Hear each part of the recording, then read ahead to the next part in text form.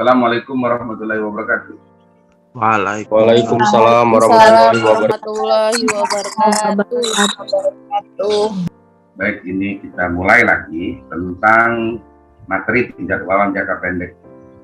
Sebetulnya nanti kalau kalian saudara-saudara nanti kerja di manufaktur seperti PT Pusri, ya, Pertamina, sama itu ada namanya penjadwalan kerja. Itu kaitannya penjadwalan jangka pendek juga. Jadi sebenarnya itu adalah sebuah turunan yang terakhir, turunan yang paling mendekati secara operasional. Bagaimana sebuah perusahaan itu bisa berjalan dengan sangat baik dan berkesinambungan.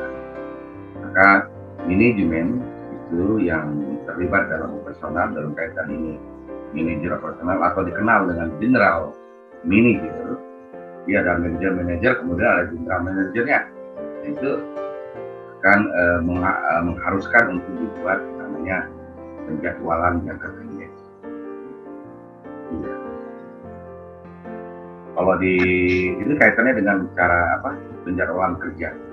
Sebetulnya seperti itu. Bagaimana cara detail dan terukur orang-orang di perusahaan itu menjadwalkan, membuat sebuah pendekatan, kemudian pengukuran agar orang bisa bekerja lebih baik dan tentunya pencapaiannya akan maksimal. Baik, ini sebetulnya. Nah, ini contoh yang kemarin Pak sampaikan, ada data lain ya. Jadi kalau dia melakukan sebuah intinya,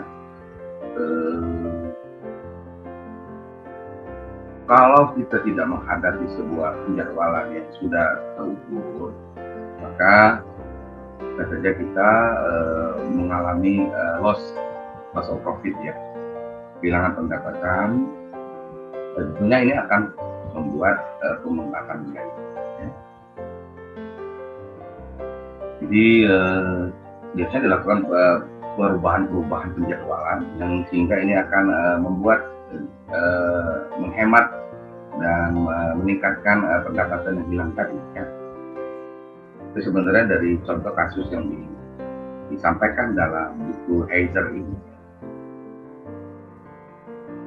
Ini cukup pembahasan, kita coba pengertian nanti apa sih alasan strategisnya ya, masalah-masalah atau isu di penjadwalan, kemudian bagaimana penjadwalan kerja yang bisa pada proses, kemudian loading itu penumpahan pekerjaan, lalu kita melakukan sorting itu pengurutan pekerjaan.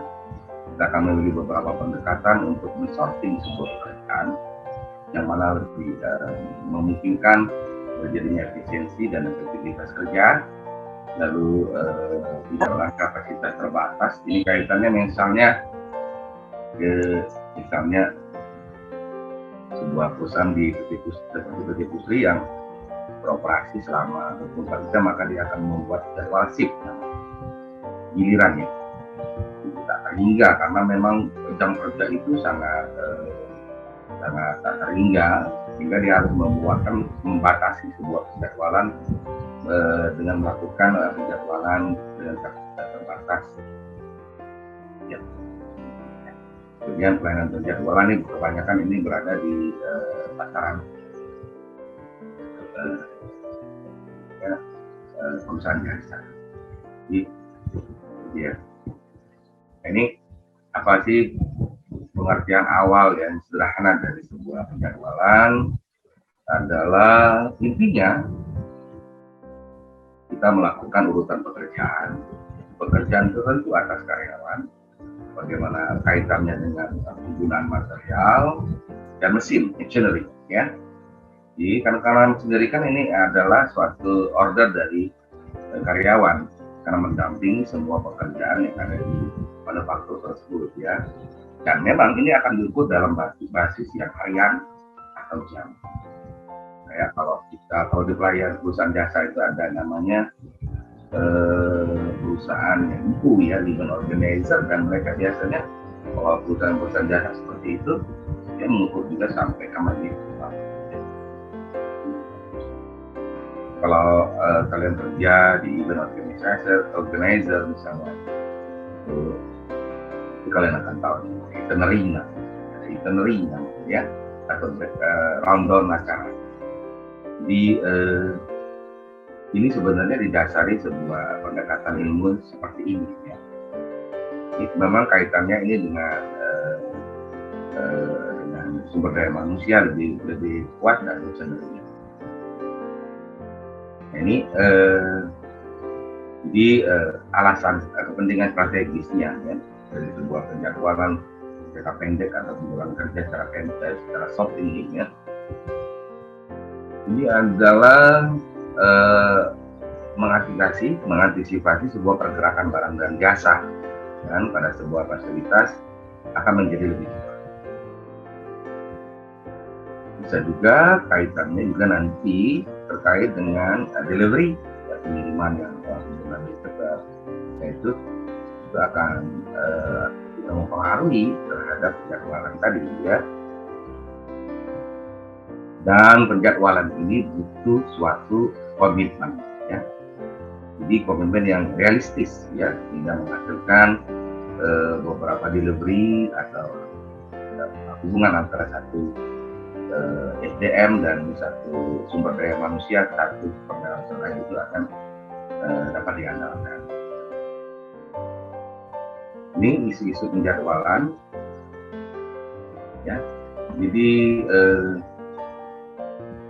hal-hal yang memang masalah sih yang terkait dengan pengendalian perencanaan produksi tidak membutuhkan sebuah penjadwalan ya, penjadwalan kerja. Misalnya ini ada penjadwalan pesanan yang datang, kemudian agar tidak melampaui kemampuan atau keterbatasan kapasitas. Kemudian kita juga harus memeriksa ketersediaan peralatan dan bahan. Dan memang ini akan mempengaruhi penjadwalan, kemudian menentukan batas waktu atau due date ya, kita kenal dengan tenggat ya.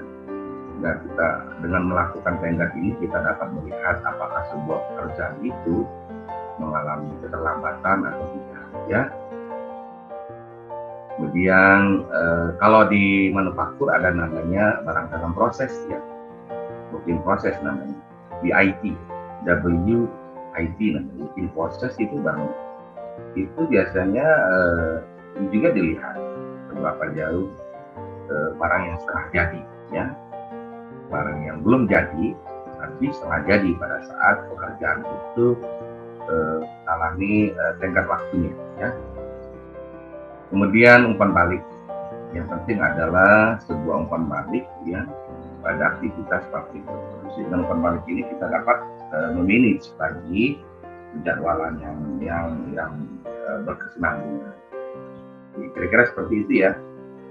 Kalau kalian punya bisnis, maka memang inilah sih sebetulnya yang membuat sebuah bisnis itu usaha itu menjadi sangat baik dan terukur ya. Meskipun nanti kalian misalnya berbisnis kuliner ya, punya bisnis kuliner, tentunya akan perlu sekali mengatur tentang penjadwalan ini. Nah ini keputusan, contoh saja keputusan penjadwalan, saya kira ini adalah contoh ya. Misalnya tidak ada maintenance pesawat, penjadwalan pemeliharaan pesawat ya. Kalau di rumah sakit bagaimana pengaturan pengoperasi dan jadwal operasi misalnya. Kalau di universitas seperti kita, ada misalnya jadwal siswa yang terukur atau kalender akademik ya, jadwal mata kuliah, nah itu sebenarnya adalah sebuah apa yang dikatakan dengan penjadwalan atau scheduling gitu ya. Oh ini kan kita ngomongnya soft scheduling, jadi penjadwalan jangka pendek. Ya. Dan sebetulnya ini alasannya pertama ini ada yang namanya ini yang membuat kenapa penjadwalan itu dimulai dari sebuah long term Jadi jangka panjang, kemudian intermediate ya, menengah, kemudian ini baru short term. Ini short term schedule. Kita berada di sini. Jadi ketiga hal ini ini akan pada akhirnya terakhir pada short term schedule, penjadwalan jangka panjang. Nah, ada lagi penjadwalan maju dan mundur. Kalau penjadwalan maju itu misalkan dimulai dari pesanan ya, sehingga pesanan itu tidak menumpuk gitu ya. Jadi ada due kapan sih pesanan itu ya. Nah, itu kita mulai mengatur dari mulainya pesanan itu di order itu kita terima misalnya. Kapan kalau kita membutuhkan berapa lama order itu akan kita kirimkan atau kita delivery, maka itu membutuhkan sebuah penjualan yang dikenal dengan penjualan forward scheduling. Kalau mundur backward schedule itu dari due date, jadi dari tenggat waktu kita tarik ya. Jadi misalnya kalau orang event organizer dia menggunakan penjadwalan mundur. Misalkan saja nanti kalau di sebuah pernikahan penggunaan gedung misalnya itu dibatasi sekarang jam 2 misalnya, jam 1 dulu jam 1 sekarang jam, maka itu event organizer itu akan menyusun hingga pada akhirnya menyusun mundur urutan acara yang ada dalam resepsi misalnya, itu didasarkan tenggat waktu tertentu. Jadi ya kira-kira seperti itu mundur ya. Dan kriteria penjadwalan yang baik itu meminimalkan waktu penyesuaian ya, kemudian memaksimalkan utilisasi ya, kemudian kita berusaha memindahkan working prosesnya kalau ada dalam proses, dan tentunya akan meminimalkan waktu tunggu pelanggan. Ini banyak sekali di misalnya di fast food ya, fast food kayak McD, kemudian ada lagi seperti di Pizza Hut itu juga ya meminimalkan waktu. Nah, penjadwalannya mereka lakukan penjadwalan secara terukur dan teruji dulu sudah dites ya. Sudah dites ya. Nah, kita masuk ke dalam penjadwalan yang pada kerja ya, yang tentunya pada fokusnya pada proses ya. Dan ada beberapa hal yang harus diperhatikan bahwa ketika sistem penjadwalan dijalankan, kita tidak boleh melampaui keterbatasan kapasitas. Jadi kemampuannya itu kita harus ukur dulu ya, kemampuan mesin misalnya. Kalau mesinnya ya terbatas bikinnya 100, jangan terima pesanan yang 200 karena sulit sekali menjadwalkannya ya. Lalu kita harus memeriksa ketersediaan, asumsinya juga kita harus memeriksa ketersediaan, lalu menentukan batas waktu budgetnya, kemudian apakah ada barang setengah jadi dalam pekerjaan nanti, kemudian memberikan utang balik ya, kemudian dan ada analisis terkait dengan efisiensi. Nah, ini ada lagi namanya loading. Sampaikan tadi, loading itu adalah pembebanan pada pusat kerja. Jadi pada unit departemen tadi, unit kerja tadi ya, para manajer operasional seharusnya ya, sebaiknya juga memberikan penugasan pembebanan pekerjaan itu sedemikian rupa sehingga biaya waktu idle time itu atau waktu penugasan tetap dijaga seminimal mungkin ya, seefisien mungkin. Oke, di sini ada dikenal dengan pengendalian input output ya, ada lagi diagram game pendekatannya dan penugasan. Jadi ada beberapa pendekatan yang harus kita pelajari ya, sehingga nanti kita bisa menyesuaikan dengan kondisi dari perusahaan tersebut, kondisi atau bisnis kita yang kita jalani tadi ya, tempat kita bekerja ya. Ini ada pengendalian input output ya. Jadi ini intinya dapat mengelola fasilitas aliran kerja. Nah, itu output ya. Jadi sehingga pekerja itu dapat kita selesaikan. Kalau diagram Gann itu kayak kita bikin skripsi, juga ada diagram Gann ya. Dia lebih ke arah time-nya, time value-nya, nilai waktu ya. Menjatuhkan sumber daya dan mengalokasikan waktu. Kalau assignment method atau metode penugasan itu linear, program linear yang mencakup proses pelimpahan tugas atau pekerjaan dari sumber daya manusia yang tadi ya. Karena dengan contoh ini akan menjadi lebih terang ya, lebih jelas ya. Nah, ini langkah-langkah nanti bisa kalian baca, tapi secara singkat Pak akan menjelaskannya. Ini misalkan ini pengendalian input ya. Ini inti di pengendalian input itu, ini adalah sebuah contoh pekerjaan drilling ya.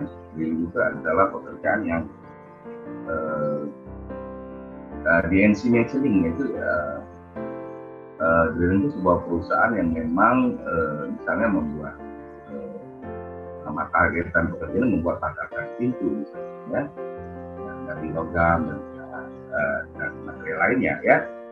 Pendukungnya ini dibuat misalnya dalam beberapa minggu ya. Kita hanya lihat saja begini caranya. Ini akhir minggu, ini input yang direncanakan 280 ya. Kemudian input yang sebenarnya itu yang terjadi itu adalah 270. Maka deviasi ini penyimpangan. Kalau ini kan sudah diartikan sebenarnya kumulatif deviation ya namanya itu. Jadi kita kurangkan aja 280 270 begitu juga pada minggu 2 minggu ketiga ya. Kita akan lihat mana yang tidak terjadi backlog itu tidak terjadi yang merugikan ya. Tangannya tidak terlalu jauh ya. Dan juga kalau clean output ya. Jadi kalau ini output ini input ya. Karena ada sebuah pekerjaan ada input dan output. Ya, inputnya apa, outputnya apa. Input itu material misalnya. Output itu adalah produknya. Perencanaannya adalah 320 dengan material yang sudah input kita masukkan, misalnya aktualnya 270. Jadi ada deviasi di sini, penyimpangan. Ya, penyimpangannya itu minus 50, 320.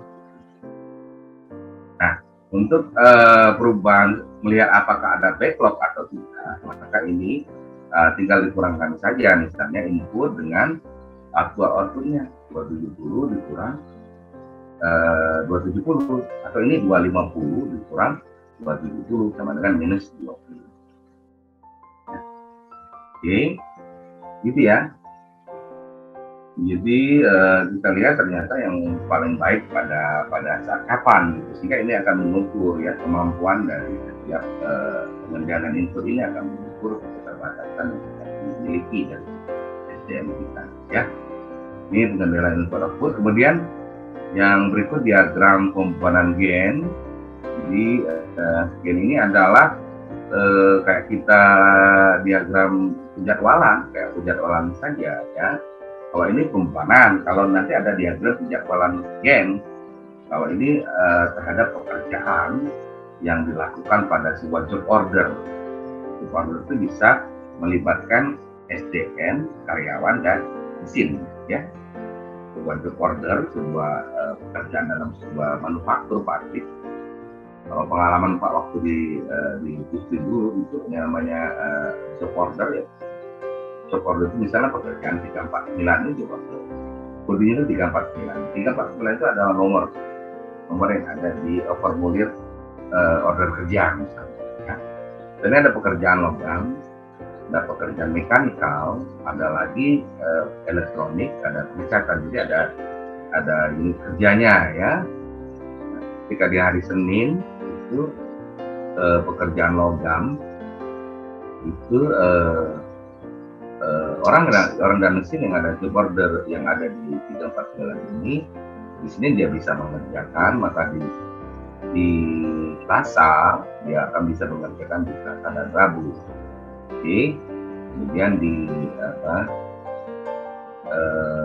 di Kamis juga, kemudian di Jumat juga. Dia bisa hanya dia ada istirahatnya mungkin di hari di Selasa itu ya, sebentar tapi ya. Lalu pekerja untuk pekerjaan 350 itu baru bisa di hari Sabtu ya, dengan terukur. Pekerjaan 408 di mechanical itu bisa dikerjakan oleh job order dari mesin dan orang tersebut. Orangnya bisa sama ya, tapi jobnya itu, perintah pekerjaannya itu akan berada di hari apa, karena kemampuan pekerjaan itu sangat terbatas gitu ya. Kemudian di elektronik, nah ini ada orang-orang lain misalnya melakukan pekerjaan elektronik itu 408, dia bisa di hari Senin ya, karena kemudian di hari Kamis juga bisa, kemudian di hari Rabu juga. Jadi dia tidak di Selasa Rabu itu dilakukan pekerjaan mekanikal kalau ya kira-kira begitu. Jadi tidak pekerjaan itu akan menjadi tidak memproses pekerjaan itu menjadi sebuah yang bisa dijadwalkan ya. Jadi di hari Senin mekanik itu tidak terjadwal ya, sehingga dia bisa di pengerjaan logam misalnya di Senin terjadwal. Ini akan kaitannya dengan pekerjaan di beberapa perusahaan yang menggunakan jadwal shift ya, kerja bergiliran. Nah, ini berikut adalah penjadwalan Gen. Ini sama ya, misalnya saja hari ke-1, hari ke-2, hari ke-3, hari ke-4 kayak nanti kalian itu menyusun skripsi. Kerjaan A itu bisa dikerjakan dalam waktu di hari ke-1, hari ke-2, hari ke-3 ya. Jadi kemajuannya. Nah, ini adalah penyediaan waktunya. Kalau waktunya, jadi ini bisa dikerjakan. Kemudian ini pekerjaan B, ini di hari ke-2 dan hari ke-3. Juga pekerjaan C juga akan bisa dikerjakan di hari ke-3, hari ke-4. Ini yang tersedia. Ya, penyediaan waktu aktivitas penjadwalan dari ke-8. Ternyata dia bisa misalnya baru sampai hari ke-7, tapi sebenarnya dia bisa kerjakan jadwalnya disebutkan sampai hari ke-8. Oke. Jadi misalnya nanti kalau kalian menyusun skripsi misalnya, kapan ada jadwal pengambilan data, ada jadwal proposal ya, ada jadwal bimbingan, kapan itu namanya penjadwalan ya. Sehingga nanti jadwalnya seminar proposal pada penyusunan penelitian, kalau nanti kalian itu menyusun skripsi ya, atau penelitian, maka akan terukur ya. Kalau ini metode penugasan, sebenarnya ini lebih ke arah pekerjaan juga, cuman ini ke beberapa biaya ya. Kita akan mencari biaya yang paling minimal ya. Misalnya ini ada pekerjaan di R34, S66, D50 ya. Itu bisa di typesetter tuh, desain orang yang desain ya. Untuk pekerjaan 34 itu biayanya si A itu punya biaya $11. Ini di B punya biaya $14 dan seterusnya. Nah, caranya adalah kita merubah dulu, mengurangi semua pada angka yang terkecil pada satu baris. Ini kan, ini kita lihat nih, 6 ya. 6 ini kita nolkan, sehingga kalau kita lihat 11 dikurang 6, kan 6 ini kan terkecil, maka 6 kita ambil sebagai pengurang. 6 dikurang 6 sama dengan 11 dikurang 6 sama dengan 9, 14 dikurang 6 sama dengan 8. Nah, melihat ini dilakukan terus sehingga nanti seperti hal ini akan dilakukan terus ya, sehingga sampai bisa kita membuat garis seperti ini. Ini garis yang kalau kolomnya ada 3 ya, ini ada 3, ya, baik vertikal maupun horizontal, dan juga. Nah, garis itu yang menyentuh nol itu ada 3, karena kolomnya ada 3, maka itu maksimal, tidak bisa dilakukan lagi. Maka itu akan diambil sebagai pendekatan yang paling optimal, ya, paling optimal terhadap metode penugasan ini. Ini baru 1 garis ini, baru 2 di nol kan, vertikal horizontal tidak masalah, ya. Jadi yang menyentuh angka 0 dicari garisnya. Nah, sampai akhirnya ini ada 3, 1, 2, 3. Nah, kalau sudah 3 ini, kita sudah berada pada titik yang optimal. Maka kita akan lihat kembali kepada tabel biaya awal. Kita cari aja yang paling kecil. Ya.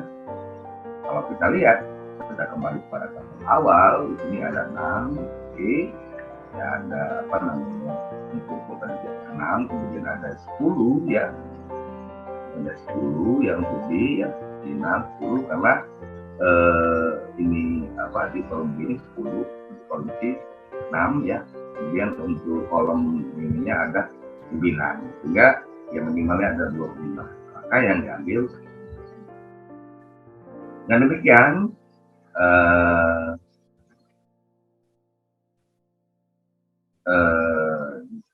dengan demikian jika S66 ini telah ditugaskan ke ini orang-orangnya, ya, sehingga ke A 50 tidak dapat ditugaskan lagi pada kota yang digunakan. Jadi lihat lagi kembali ke awal, bagaimana cara kita mengatur penugasan ini sehingga biayanya menjadi. Oke, ini pengurutan sorting. Sorting pekerjaan banyak juga dilakukan dan ada beberapa metode, ya. Jadi ini untuk menentukan teknik yang paling aman dan tidak memberatkan. Jadi bagaimana caranya? Ada beberapa pendekatan, itu ada namanya first come first serve, ya. Ini berdasarkan urutan kedatangan dari order pekerjaan tadi. First come first serve. Kemudian SPP namanya shorter processing time, ini diurutkan berdasarkan proses yang terlebih dahulu. Kalau EDD ini berdasarkan due date, ya, berdasarkan yang batasan waktu yang disediakan. Kalau LPT ini longest processing time, ini kita mengerjakan pekerjaan yang panjang dulu, yang lama dulu, ya. Kalau ini speed ini kebalikan dari LPT, ya. Nah, kalau short ini kita lihat yang terpendek, kalau ini perpanjang waktu. Nanti dicontoh akan lebih jelas, ya. Kalau ini berdasarkan judi, berdasarkan akhirnya. Kalau ini berdasarkan kapan tertentu yang digunakannya. Kadang-kadang tidak mengatur itu bukan didasari sebuah order datang, atau kita akan lihat mana yang lebih memberikan nilai bagi perusahaan, value-nya. Ya. Ini kalau ini contoh saja, ya, menggunakan 3 pendekatan ini, CFL, SPP, EDD, dan LPT, ya.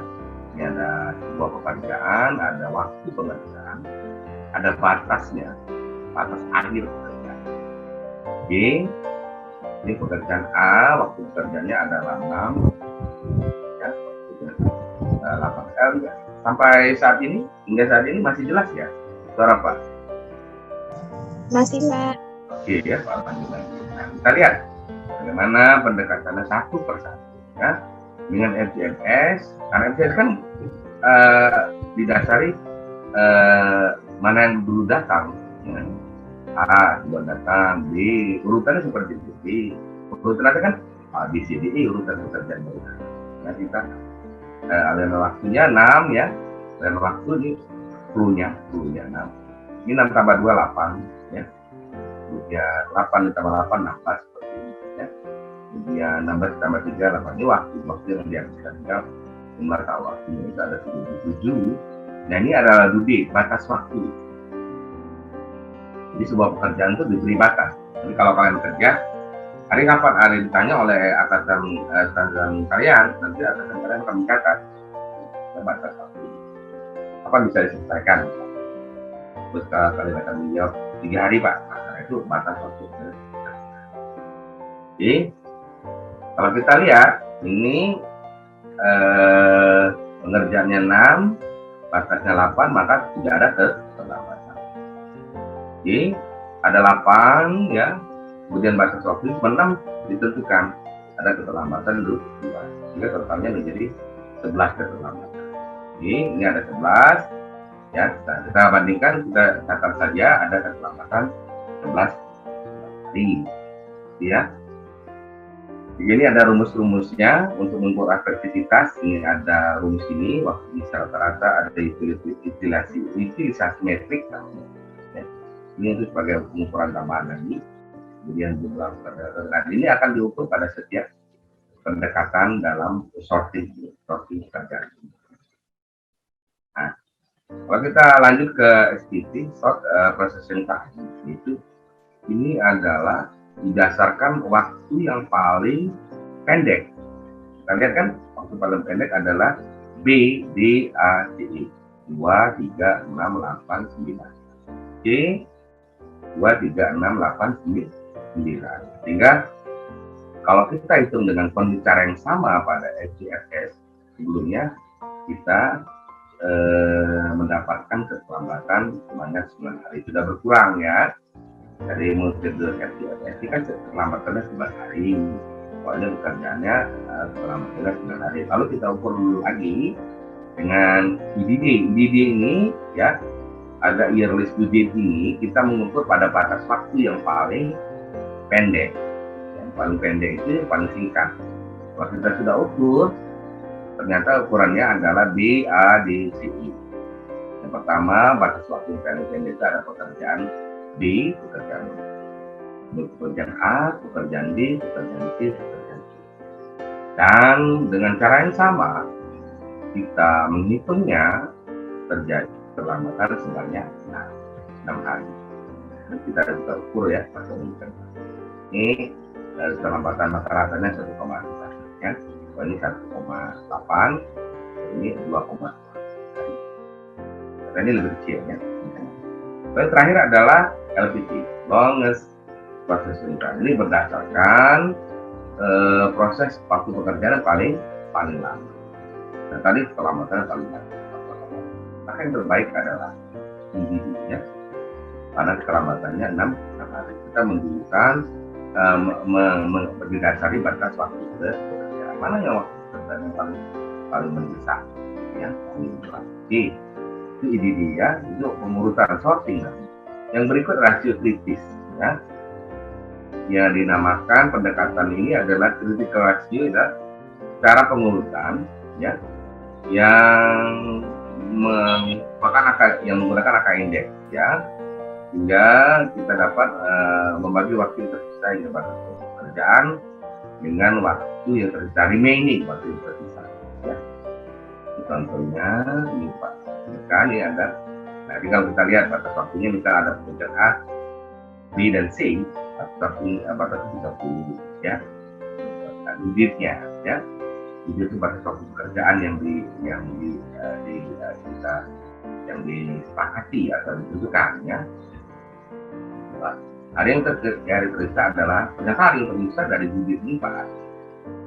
Ya, ini kan ini dari 28 ini 28 batas waktu untuk pekerjaan di sehari tinggal 5 hari. Untuk pekerjaan ini tersisa waktu tinggal 2 hari. Nah, ini perlu seorang manajer untuk memperhatikan critical ratio ini, titik kritisnya.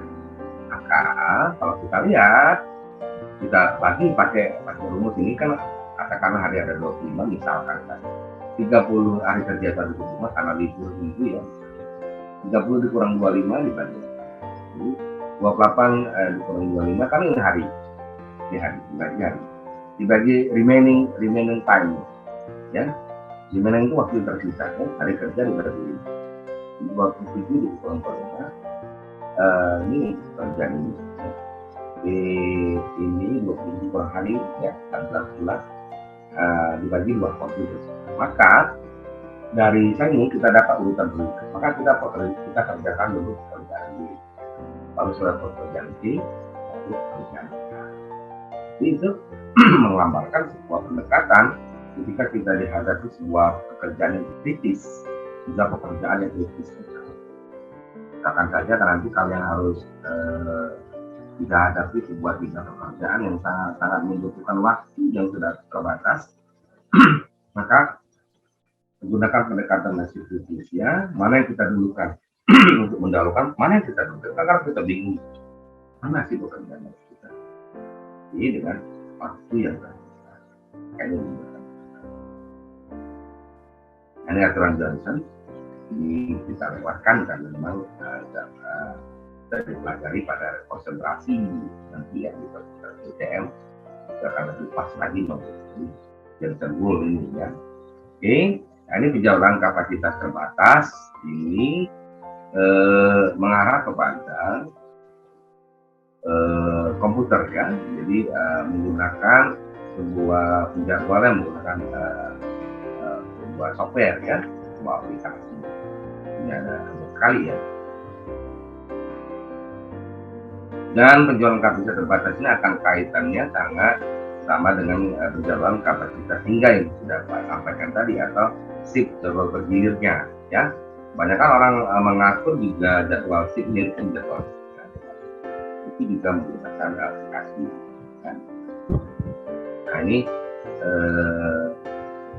beberapa pelayanan yang dilakukan pada penjadwalan di manufaktur misalnya. Kalau manufaktur adalah jadwal mesin dan bahan, misalnya pelayanan di jasa itu jadwal staff ya. Ini penjadwalan berkala ini biasanya untuk sektor jasa ya. Jadi juga digunakan untuk seperti polisi, perawat, kasir, karyawan restoran ya, personal ini ya. Jasa personalnya. Nah, ya tidak digunakan ya. Nah ini kan personal polisi, perawat, kasir. Jadi bagaimana mengatur penjadwalan berkala ini ya. Tujuannya itu adalah penetapan penjadwalan dengan jumlah kerja yang minimal. Ya, jadi ini bisa untuk sektor jasa dan mengatur penjadwalan pada personal kerja. Nah, apa Pak? Karena sering kan kalau Pak tidak setuju seperti ini, enak nih. Kalau ada salah ketik Pak bisa langsung bisa evaluasi ya. Nah, ini penjualan berkala misalkan saja ini pada sektor jasa juga bisa rumah sakit ini ya. Ini misalnya dia mengatur tentang shift giliran perawat ya. Jadi ini di rumah sakit juga kalau di manufaktur dia personal kerja jadwal shift juga. Jadi bisa sebetulnya penjualan berkala ini selain di sektor jasa biasanya menuntut pengaturan pada manufaktur yang bekerja selama 24 jam ya. Kan rumah sakit hidup operasional 24 jam ya. UGD di Tawadawer ya. Nah, ini misalkan saja ada hari Senin dan Selasa ini kebutuhan pegawainya, maka kita akan susun menggunakan jadwal shift. Kan berkala atau bergiliran, dan kita akan dapatkan ukuran dari jumlah pegawai yang kita butuhkan. Jadi ini kan pegawai di hari Senin, dimana kita akan tentukan kapan hari libur dia ya, misalnya kelebihan kapasitas ini bisa libur ya. Jadi jadwal shift jadwal berkala ini biasanya digunakan di rumah sakit, mengatur orang mana yang bisa masuk day, mana yang masuk swing, mana yang bisa day itu jam kerja kantoran biasa. Misalnya jam 7 sampai jam 3, kemudian kalau naik swingnya itu namanya swing ya. Ada jam 3 misalnya sampai jam 9, sampai jam 9 nanti ada pagi lagi jam 10 sampai pagi lagi itu naik. Nah, itu mengatur sedemikian rupa sehingga jumlah pegawai dan jadwal kerjanya itu mewakili dan mampu mengatasi beban atas pekerjaan yang dibutuhkan. Jadi terpenuhi jumlah pegawai terpenuhi, kemudian bisa dilaksanakan selama periode yang Nah ini loh yang inspirasi, mengapa kok. Nah, dengan demikian di contoh tadi, Mas Sakit Doris ini membutuhkan pegawai penuh untuk menentukan dan satu pegawai untuk bekerja pada satu jadwal kerja. Ini kalau di Doris ya ada yang lembut. Kalau di penjual berkala pada sebuah pabrik, mereka akan mengatur ada yang grup A, grup B, grup C, ya bisa dibuat lagi. Kalau nanti kalian kerja di manufaktur seperti industri, seperti industri kimia itu, kalau manufaktur ada yang jam kerjanya tidak sampai sore saja seperti itu. Kalau seperti industri Indofood misalnya itu membebaskan ada namanya jadwalan berkala. Saya kira ini adalah teori of constraint, ya, hubungan teori kendala. Jadi pengembangan dari optimized production technology ini adalah pendekatan yang bagaimana teori kendala ini mempengaruhi tentang kegiatan. Jadi sebenarnya ini lebih ke arah ya, pemanfaatan optimasi pemanfaatan kondisi kendala atau strategic constraint-nya. Ya. Dan metode ini dikenal dengan teori of constraint. Karena nanti kalau kalian di konsentrasi SDM itu, kalau kalian akan menggunakan teori ini untuk salah satu pendekatan dalam penulisan ya. OPT atau Optimized Production Technology yang di dalamnya ada teori of constraint ya, itu merupakan suatu teknik optimasi penjadwalan produksi yang tujuannya meningkatkan hasil produk dan kemudian inventory.